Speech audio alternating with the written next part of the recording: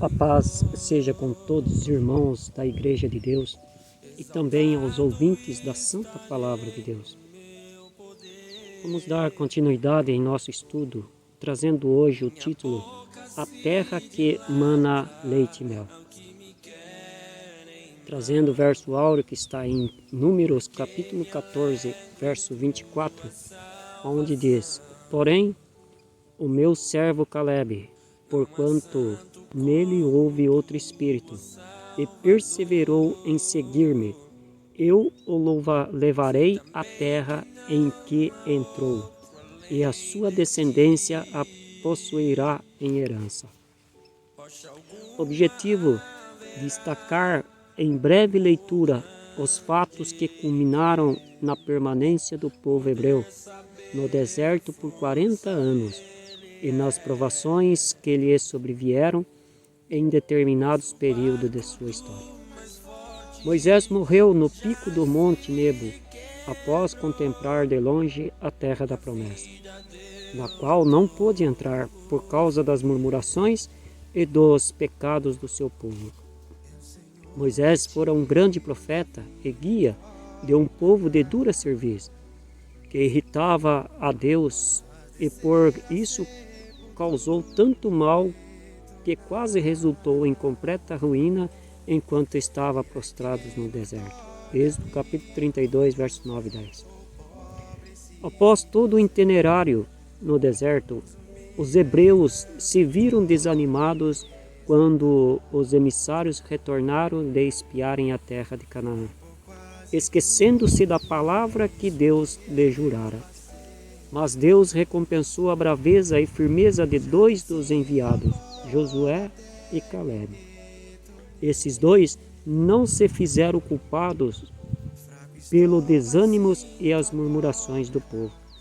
Então Caleb fez calar o povo perante Moisés e disse: Porque seguramente prevaleceremos contra ela.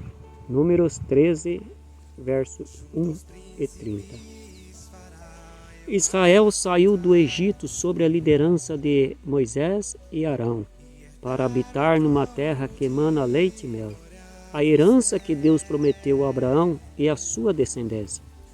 A princípio, a caminhada parecia curta e tranquila, afinal. Estavam saindo da opressão do faraó para servir ao Deus de seus pais, mas suas obras não agradaram a Deus e acabaram passando 40 anos naquele deserto abrasador. A Bíblia fala das murmurações que levaram o povo de Israel a passar 40 anos no deserto, sendo que a maioria daqueles que saíram do Egito nem mesmo conseguiram receber a tão sonhada possessão. Êxodo capítulo 8, verso 27. Que principal desobediência causou a opressão dos gentios a Israel?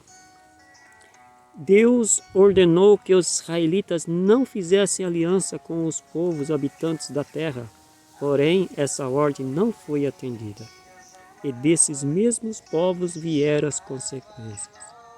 Juízes capítulo 1, 27, 32, 2 e 3, Êxodo 34, 11 e 15. Que fizeram alguns do povo para que Deus lhe pesasse a sua mão?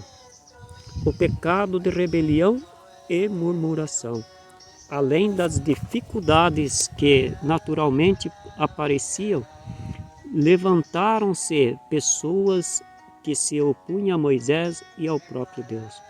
Enquanto Moisés o libertava da escravidão do Egito, era o homem perfeito, porém, esqueceram-se rapidamente de tudo que Deus operou por intermédio dele, diante de Faraó. Àquela altura, a liderança de Moisés já não lhe interessava. Cada um queria fazer o que lhe agradava, não se sujeitando à hierarquia instituída por Deus e às suas leis. Até quando recusareis guardar os meus mandamentos, as minhas leis? Êxodo 16, 2. O que aconteceu aos cristãos que murmuraram na igreja primitiva? Havia murmuração entre os primeiros militantes da fé? Sim, havia muitos que duvidaram de Jesus e tentavam jogar um contra o outro. Segundo a Bíblia, a murmuração e reclamação são atos pecaminosos e configura insatisfação por tudo o que Deus opera a favor daqueles que amam.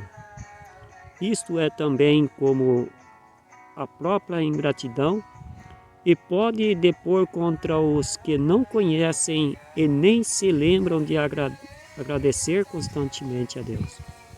A reclamação, tanto quanto a murmuração, são pecados comparados ao de rebelião e feitiçarias. E não murmureis, como também alguns deles murmuraram e pereceram pelo destruidor. 1 Coríntios 10, 10. Qual foi a consequência da desobediência para o povo de Israel? Servidão aos povos arredores. Que atitude foi necessária para recolocar o povo no caminho correto após as súplicas devido à repressão? Foi necessário levantar juízes de tempos em tempos. Ainda assim, quando esses morriam, o povo se rebelava novamente. Juízes 3, verso 8, 4, 1 e 2, 6, 1, 8, 33.